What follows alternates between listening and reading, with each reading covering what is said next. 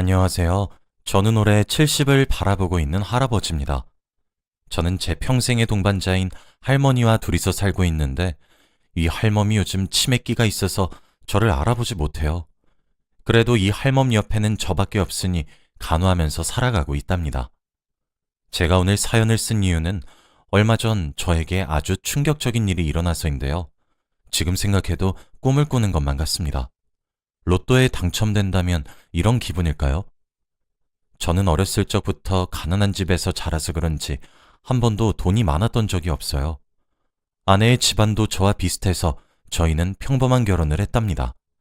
결혼하기 전에 아내 집안에서 저희 집이 너무 가난하니까 결혼은 절대 안 된다고 하면서 반대했는데 저는 아내가 너무 좋았기에 절대 고생시키지 않겠다는 약속을 하고 결혼을 한 거예요. 그런데 할아버지 할머니가 되어서도 그 약속을 못 지키고 있네요. 우리 아내 얼굴만 봐도 남편 잘못 만나서 이렇게 고생하는 게 너무 미안합니다. 아내와 저 사이에는 딸이랑 아들, 이렇게 2명이 있어요. 경제적으로 가난하다 보니 아이들에게 어렸을 적부터 많은 것을 경험시켜주지 못하고 예쁜 옷 한번 사입히지 못한 것이 아직까지 한으로 남아 있습니다. 그래도 부족한 부모 밑에서 자란 것 치고는 자식들은 다 좋은 회사에 취업했고 좋은 남편, 아내 만나서 손주까지 예쁘게 낳아서 잘 컸습니다. 저와 아내는 항상 저희 딸아들에게 고마워해요. 그리고 저는 몇 년 전까지 아파트 경비원 일을 하다가 나이도 너무 많고 이제 불러주는 곳도 없어서 길거리에서 폐지를 줍는 일을 하고 있어요. 다들 길거리에 낡은 리어카를 끌고 폐지 줍는 할머니 할아버지 많이 보시죠? 그중 한 명이 바로 접니다. 아내는 거동도 불편하고 자주 깜빡깜빡해서 낮에는 집에만 있고 제가 오후까지 폐지 줍는 일이 다 끝나면 저녁에는 오로지 아내와 저만의 시간을 가져요. 아직 아내는 치매 초기라 저를 가끔 깜빡거리면서 누구냐고 물어보는데 처음에는 너무 무서웠고 눈물이 났지만 지금은 이 사람 옆에서 간호해줄 사람이 나밖에 없다는 것을 아니까 최선을 다해서 옆에 남아있으려고 해요. 자식들은 이제 자기 가정 챙기느라 바쁜지 자주 찾아오지 않습니다. 명절에도 잠깐 1~2시간 있다가 가고요. 많이 서운하긴 하지만 한창 바쁠 나이니까 그러려니 하고 이해하려고 합니다. 그리고 저와 아내는 반지하에서 사는데 곰팡이가 가득한 곳에서 사니까 건강이 나빠지는 것을 느껴요. 그래서 아내의 병이 더 나빠지기 전에 자식들이 보내주는 용돈 아껴 쓰고 폐지 많이 주어서 얼른 이곳을 나가는 것이 제 목표입니다. 그런데 폐지를 줍는 것은 너무 힘들고 쉬운 일이 아닌데요. 늘 사람들의 핀잔을 받으면서 살아야 하고 아무래도 리어카의 무게가 엄청나다 보니 항상 조심해야 합니다. 요즘 안 그래도 경기가 안 좋다 보니 제 또래 할아버지 할머니들은 거의 다 폐지를 주우면서 용돈벌이를 하는데 이게 또 경쟁이 생겨서 남들 다 나가는 시간에 폐지를 주우면 많이 못 주어요. 그래서 남들보다 1시간이나 2시간 정도는 더 일찍 나가야 폐지를 조금이라도 더 주울 수 있죠. 그래야 겨우 몇천 원 벌 수 있습니다. 요즘 세상에 몇천 원으로 뭘 할 수 있냐고 생각하겠지만 저 같은 사람에게 몇천 원은 굉장히 큰 돈입니다. 언제까지 자식들이 용돈을 줄지 모르니까 벌 수 있을 때 꼬박꼬박 모아야 하거든요. 그래서 열심히 폐지를 주우려고 하고 있습니다. 폐지를 줍는 일이 다들 쉬울 거라고 생각하지만 생각보다 너무 어렵고 힘들어요. 우선 비가 오는 날에는 비를 맞으면서 종이를 줍거나 비가 너무 많이 오면 아예 종이를 줍지 못합니다. 리어카 무게도 더 많이 나가고 종이도 다 젖어서 잘 찢어지거든요. 평소에도 종이를 가득 실으면 리어카 무게가 너무 많이 나갑니다.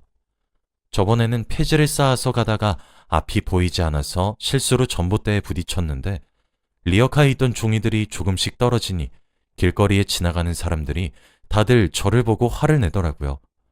그래도 그것까진 이해를 했습니다. 제가 종이를 떨어뜨려서 그분들의 통행을 방해했으니까요. 그런데 제가 한 가게 앞에서 종이를 줍고 있었는데 그 가게 주인이 저에게 달려와서 할아버지, 여기서 이러시면 안 돼요. 지금 할아버지 때문에 저희 가게 간판 다 가리잖아요. 얼른 가요. 저희 가게 장사 안 되면 할아버지가 책임지실 거예요? 라는 말을 하더라고요. 제가 그 젊은이를 상대할 수 없었기에 죄송합니다 하고 얼른 종이를 줍고 도망치듯 자리를 떴어요. 그렇게 핀잔을 들은 적이 한두 번이 아닙니다. 처음에는 기분도 나쁘고 속상했지만 계속해서 욕설을 듣고 핀잔을 들으면 적응이 되더라고요. 그리고 폐지를 주우면서 생을 마감할 뻔한 적이 한두 번이 아닙니다. 리어카는 크고 무거워서 인도로 다니면 사람들한테 방해되니 어쩔 수 없이 도로 외곽으로 걸어야 합니다. 저도 그렇게 100km가 넘는 리어카를 끌고 도로를 걷고 있으면 사고가 날 것 같아서 너무 무서워요. 운전자들도 저한테 욕을 하면서 가끔씩은 침을 뱉고 가기도 합니다. 저도 이 일을 그만하고 평범한 일자리를 구하고 싶지만 이 노인네를 원하는 직장은 아무데도 없더라고요. 그리고 아픈 아내가 집에서 기다리고 있는데 제가 혼자서 생을 마감해버리면 저희 아내는 혼자서 어떻게 삽니까? 제가 죽으면 자식들이 저희 아내를 간병해야 하는데 자식들 고생시키는 것도 싫습니다. 그래도 힘들게 폐지를 줍고 집으로 돌아가면 아내가 기다리고 있으니까 그걸로도 행복합니다. 저는 폐지를 줍다가 배가 고파서 집에서 싸운 주먹밥과 물을 마시고 있었어요. 한 낡은 건물 1층 계단에 앉아서 먹고 있었는데 옆에 한 남자가 자고 있더라고요. 아마도 노숙자인 것 같았습니다. 자고 있는 것 같아서 조용히 먹고 가려고 했는데 갑자기 꼬르륵 소리가 나는 거 있죠? 제 배는 아니었고 분명 그 노숙자의 배였습니다. 배고파하는 것 같아서 남은 주먹밥이라도 주자 싶어서 그 사람에게 주먹밥을 건넸죠. 그 사람은 배고파서 잠을 못 자고 있었는지 바로 일어나서 감사합니다 하고는 밥을 흡입하더라고요. 그 사람의 얼굴은 너무 젊어 보였고 잘생겼었습니다. 젊고 잘생긴 청년이 왜 길거리에서 이렇게 자고 있는지 궁금했지만 그래도 물어보지 않는 게 예의라고 생각해서 조심히 자리를 뜨려고 했죠. 그런데 그 청년은 할아버지 어디 가세요? 라고 물어보더라고요. 나? 일하러 가야지 하며 리어카 앞에 섰더니 청년이 같이 가요 하고는 옆에 섰습니다. 여기서 이러지 말고 집에 가거라. 이 젊은 청년이 저 집 없어요. 노숙자 청년은 옷도 거지꼴이었고 머리도 수북하게 자라 있었고 몸도 너무 말랐더라고요. 아마 노숙자 생활을 오래 한 청년 같았고 집을 나왔는지 가방을 메고 있었습니다. 할아버지, 제가 할게요.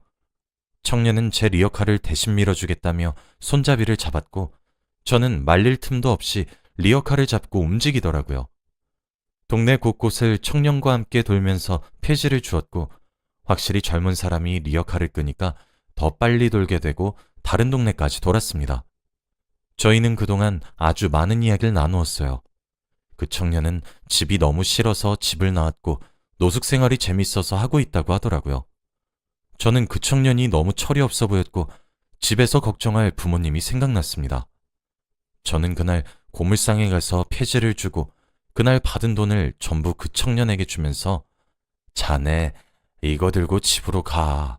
부모님께 죄송하다고 사과드리고 집으로 가서 따뜻한 곳에서 자렴. 오늘 밤 춥다더라. 라고 한 뒤 집으로 갔습니다. 그날은 한겨울이라 너무 추운 날씨였고 분명 이 날씨에 밖에서 잔다면 입 돌아갈 것이 분명했기에 집으로 돌아가라고 했죠. 그날 집으로 돌아가서 오늘 있었던 이야기를 아내에게 총 5번을 했습니다. 아내는 치매니까 5번 다 똑같은 말투로 조심스럽게 말을 하면 신기하게도 아내는 다 처음 들은 것처럼 반응을 해주었죠. 그런데 갑자기 아내가 당신 누구야? 라고 하는 겁니다. 원래라면 제가 누군지 물어보고 제가 남편이라고 하면 바로 알아듣는데 그날따라 아내가 못 알아들었어요. 나 남편 없어. 집으로 보내줘요. 네? 라고 하며 울더니 저에게 싹싹 빌더라고요. 아마 아내는 자기가 모르는 남자한테 납치된 거라고 생각하나 봐요. 저는 그 모습을 보니까 아내의 병이 점점 더 악화되고 있다는 걸 느꼈고 이제 저를 조금씩 잊어간다는 생각에 눈물이 나는 거 있죠. 저는 그런 아내를 안아주면서 할멈, 왜 계속 나를 잊어가는 것이오? 난 평생 우리 할멈과 살고 싶은데 왜 내 속을 이렇게 썩이는 것이오? 라고 하며 저도 울어버렸습니다. 아내는 울다 지쳤는지 바로 잠에 들었고 잘 때는 또 얼마나 천사 같은지 몰라요. 곤히 자고 있는 아내의 얼굴을 보는데 갑자기 기침을 하기 시작했습니다. 겨울이라서 감기가 걸린 건가 싶었는데 기침은 멈추지 않았고 갑자기 입안에서 피맛이 나더라고요. 입을 가리고 기침을 했는데 손에 피가 묻어 나왔습니다. 이제 저도 갈 길이 얼마 남지 않았나 봅니다. 이렇게 예쁘게 자고 있는 아내를 두고 어찌 가나요? 자식들에게 알리면 걱정만 할 것 같아서 아무에게도 말을 하지 못했어요. 그렇게 다음날 폐지를 줍는데 또 그 청년이 보이더라고요. 청년과 저는 눈이 마주쳤고 그날도 같이 한 바퀴를 돌면서 이야기를 나누었어요. 저는 점심으로 싸온 밥과 요구르트를 주면서 많은 이야기를 했습니다. 자네 혹시 집에 들어가지 않는 이유가 부모 때문인가? 네, 맞아요. 그런 집에서 살 바엔 차라리 죽는 게 나을 정도였으니까. 그럼 꼭 들어가게. 부모는 자식 절대 못 버려. 나도 아들, 딸 하나씩 있는데 지 엄마랑 아빠 찾아오지도 않고 연락도 없어. 어디서 죽었는지 살았는지도 모른다고. 그리고 우리 할멈이 치매인데 어젠 나를 못 알아봐. 원래는 이런 적 없었는데 이제 날이 갈수록 치매가 심해지나벼. 그때 제 손에는 빨간 피가 나왔고 청년은 그걸 보고 할아버지 어디 아프세요? 라고 묻더군요. 아, 아니요. 나도 이제 나이가 있고 곰팡이 핀 곳에서 사니까 건강이 너무 안 좋아지더라고. 그러니까 자네도 부모 떠나 있지 말고 꼭 다시 찾아가. 나처럼 이렇게 아플지 어떻게 알아?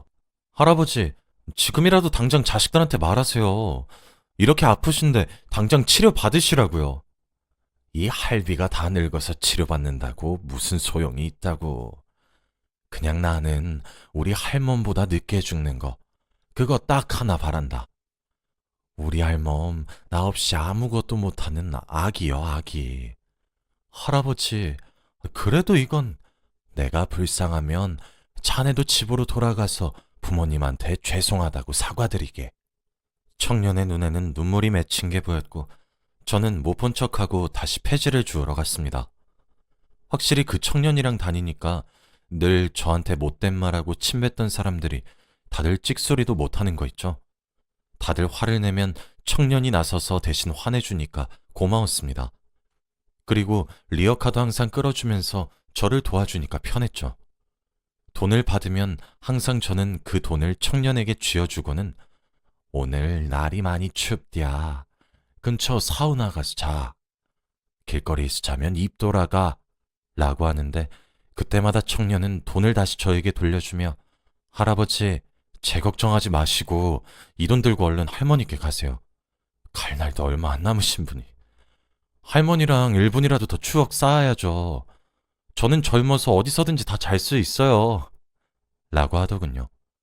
제가 돈을 안 받으면 끝까지 고집을 피우는 사람이었기에 어쩔 수 없이 받고는 했습니다. 그렇게 몇 주 동안 청년이랑 같이 다녔는데 가끔씩 청년이 늘 있던 자리에 없을 때가 있었어요. 저는 혹시나 무슨 일이라도 생긴 건가 싶어서 안 오는 날에는 걱정을 하긴 했지만 무소식이 희소식이라고 다시 집으로 돌아갔나 보다 생각하려고 했죠. 그런데 청년은 적어도 이틀 안에는 꼭 모습을 보였습니다. 어디서 뭘 했는지 묻지 않았고 청년도 저에게 어디 갔다 왔는지 말해주지 않았죠. 저희는 그렇게 가까운 것 같으면서도 먼 사이가 되었습니다. 지금 생각해보면 그때 서로 이름도 나이도 몰랐어요.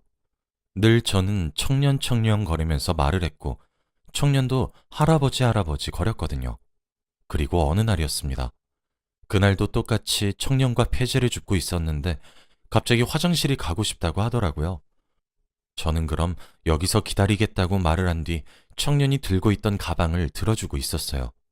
그런데 한 30분이 지나도 오지 않는 겁니다. 저는 이러다가는 폐지가 다 다른 사람에게 뺏길 것 같아서 청년의 가방을 메고 폐지를 주우러 다녔죠. 어차피 청년도 저와 같이 매일 다니니까 길을 다 알고 찾아올 줄 알았는데 청년은 해가 질 때까지 나타나지 않았고 저는 그 무거운 가방을 메고 집으로 돌아와야 했습니다. 처음에는 뭐 바쁜 일이 있나 보다 하고 가방을 내일 줘야겠다 싶어 아침마다 그 가방을 메고 다녔어요. 그런데 이틀 안에는 무조건 나타나던 청년이 이번에는 일주일 동안 나타나지 않더라고요. 가방에는 뭐가 들었는지 너무 무거웠는데 나타나지 않으니까 고민이 되었습니다. 그리고 그날도 혼자서 폐지를 줍고 가방을 집에 두었죠. 아내에게 저녁밥을 차려주고 화장실을 갔다가 나왔는데 아내가 청년의 가방을 열었더라고요. 저는 안 된다고 하면서 말렸지만 이미 가방 안에 있는 내용물을 봐버렸습니다.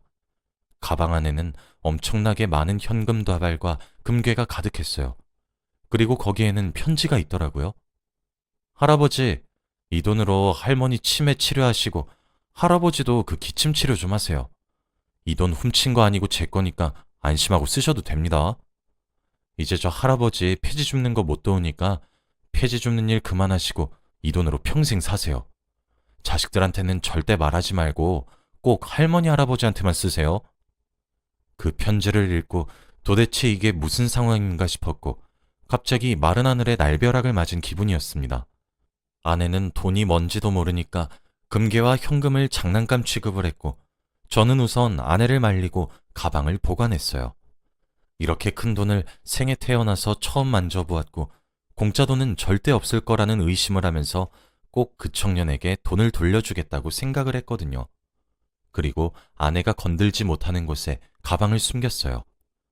그리고 저는 평소처럼 폐지를 줍는 일을 했는데 어느 날 신문을 주었는데 신문 속에 낯익은 얼굴이 보이더라고요. 자세히 보니 그 청년과 닮았었습니다.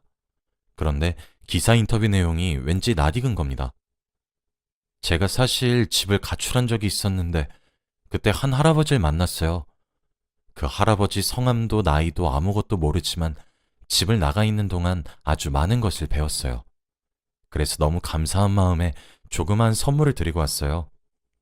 지금 이 기사를 읽으실진 모르겠지만 정말 감사합니다, 할아버지. 보고 싶습니다. 할아버지가 집으로 돌아가시라고 해서 돌아왔어요. 나중에 다시 만나면 폐지 많이 구해다 드릴게요. 라고 쓰여져 있었죠. 그리고 땡땡 기업 회장 아들이라는 말이 있었습니다. 알고 보니 그 청년은 우리나라에서 유명한 기업 회장의 재벌 2세였던 거예요. 어떻게 그런 사람을 못 알아볼 수 있는지 참. 제가 지금까지 그런 사람에게 리어카를 끌게 하고 몇천 원을 주면서 따뜻한 곳에서 자라고 했던 거죠. 그때 저는 세상에 정말 신기한 일이 많구나 싶었고 그 폐지 줍는 일을 당장 그만둔 뒤 청년이 준 돈으로 아내와 같이 병원 치료를 받기 시작했어요. 아내도 약을 먹으면서 치료를 받고 예전보다 많이 나아졌고 저도 치료를 통해서 건강해졌습니다. 그리고 곰팡이로 가득했던 반지하에서 이사를 가서 작은 원룸에서 아내와 둘이 살아요. 저에게 그렇게 돈다발을 선물해준 사람의 말을 듣고 자식들에게는 비밀로 했습니다. 폐지 줍는 일을 그만두고 하루가 너무 심심해서 아내와 같이 동네 산책 겸 쓰레기 줍는 봉사활동을 하고 있어요. 아내와 같이 걸으니까 기분이 좋습니다. 가끔 기사로 청년이 어떻게 살고 있는지 보고 있어요. 얼마 전에는 좋은 여자 만나서 결혼을 했더라고요. 꼭 나중에 한 번 더 만날 수 있었으면 좋겠습니다. 여러분들도 스쳐가는 인연이라고 함부로 대하지 마셨으면 좋겠어요. 정말 세상 일 어떻게 될지 아무도 모릅니다. 제 이야기는 여기까지예요. 들어주셔서 감사합니다.